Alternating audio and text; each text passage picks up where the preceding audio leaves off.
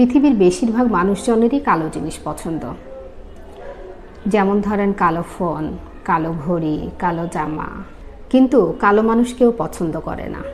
এটা অপ্রিয় হলেও সত্যি। আমার স্ত্রী একটু দেখতে কালো বলে অনেক আগেই আমার মা বলে রেখেছে ও যেন সকালবেলা আমার ছোট বোনের রুমে না যায়। আমার ছোট বোন 7 মাসে প্রেগন্যান্ট। ওর যেন যত্নের কমতি না হয়, যাতে কোনো সমস্যা না হয়। তাই আমার মা নিজের মেয়েকে নিজের কাছে এনে রেখেছেন। সেদিন হঠাৎ করে আমার ছোট বোনের রুমে চিৎকার চেঁচামেচি শুনলাম।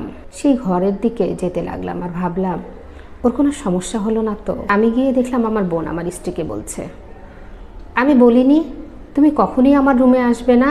তোমার মুখটা দেখলে আমার মেজাজটা গরম হয়ে যায়। বোনকে বললাম, ওর মুখে কি এমন আছে যে দেখলেই তোর মেজাজটা গরম হয়ে যায়? আর তোর রুমে আসলে কি এমন হয়েছে?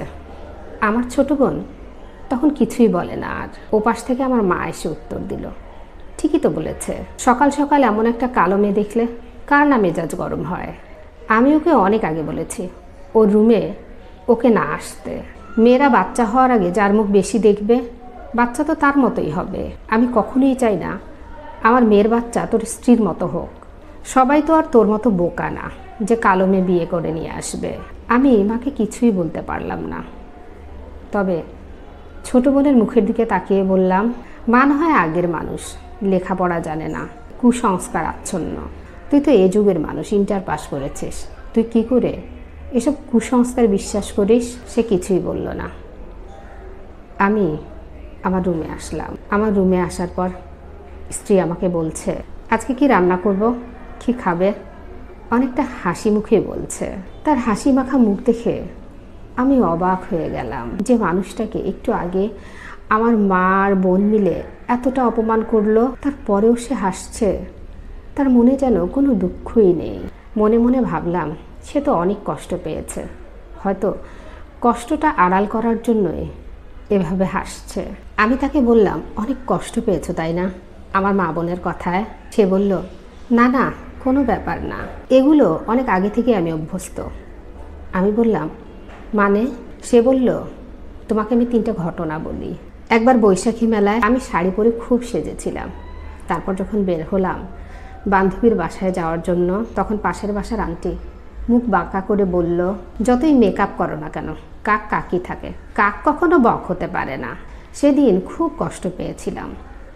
তবে একটা জিনিস শিখেছি, কালো মানুষের সাজতে নেই। তারপর আমি আর কোনো দিন সাজিনি। বান্ধবীদের সাথে একদিন রেস্টুরেন্টে খেতে গিয়েছি। সেখানে প্রত্যেকটা বান্ধবী সেলফি তুলছিল, আমিও সেলফি তুলতে যাই। একটা বান্ধবী আমাকে বলে উঠল, তুই ছবিতে আসলে তো ছবিটাই নষ্ট হয়ে যাবে। তারপর থেকে আর কখনো ছবি তুলিনি। সেদিন একটা জিনিস শিখলাম, কালো মানুষদের কখনো ছবি তুলতে নেই। একের পর এক পাত্র যখন আমাকে দেখতে আসতো তারা রিজেক্ট করে চলে যেত আমি কালো বলে। একদিন মাও আমাকে বলল, তোর মতো কালো মেয়ে জন্ম দিয়ে আমি জীবনে বড় ভুল করেছি। কত মানুষ মারা যায়, তুই কেন মরিস না? তুই মরে গেলে তো আমরা বেঁচে যেতাম। আর বাবা বলেছিল, ওই অলক্ষণের মেয়ে যেন আমার সামনে না আসে। যেখানে আমার নিজের মা আমি কালো বলে আমায় এতটা অবহেলা করেছে, সেখানে আপনার মা আমাকে কালো বললে আমি কেন কষ্ট পাবো? যেখানে আমার বাবাই আমার মুখ দেখতে চায়নি, সেখানে তোমার বোন মুখ দেখতে না চাইলে আমি কেন কষ্ট পাবো? 3 মাস পরে আমার বোনের ব্যথা ওঠে। হাসপাতালে ভর্তি করালে ডাক্তার বলে সিজার করাতে হবে, না হলে বাচ্চার প্রবলেম হবে। ডাক্তার আগেই বলে দেয় রক্তের ব্যবস্থা করে রাখুন, না হলে কিন্তু প্রবলেম হবে। একটা ডোনারকে বলে রেখেছিলাম, তাকে যখন ফোন দেওয়া হয় সে বলে, আমি তো এখন যেতে পারবো না, আমি ঢাকার বাইরে, আপনারা অন্য ব্যবস্থা করে নিন। রক্ত ও নেগেটিভ, কোথাও পাওয়া যাচ্ছিল না। স্ত্রী আমায় ফোন দিয়ে বলল, আমার রক্তের গ্রুপ ও নেগেটিভ, আমি আসছি। মা তখনও কাঁদছে। মাকে বললাম, মা কেঁদো না আর। মা, রক্তের ব্যবস্থা হয়ে গেছে, রক্ত দেওয়ার মানুষটা কালো, কোনো সমস্যা হবে না তো? বাচ্চাটা আবার কালো হবে না তো? মা তখন রক্তবর্ণ চোখ করে আমার দিকে তাকালো। রক্তের আবার সাদা কালো কি? রক্ত তো লাল, রক্ত তো একই। এরকম আজগুবি কথা তোকে কে বলেছে যে কালো মানুষের রক্ত নিলে বাচ্চা কালো হবে? আমার স্ত্রী আসলো, তাকে রক্ত দিল। আলহামদুলিল্লাহ, আমার বোনের বাচ্চা হলো। বোন এবং বোনের বাচ্চা দুজনই সুস্থ। পরের দিন আমি আর আমার স্ত্রী গেলাম বোনকে দেখতে। দেখি আমার মা ভাগ্নিকে কোলে নিয়ে বসে আছে।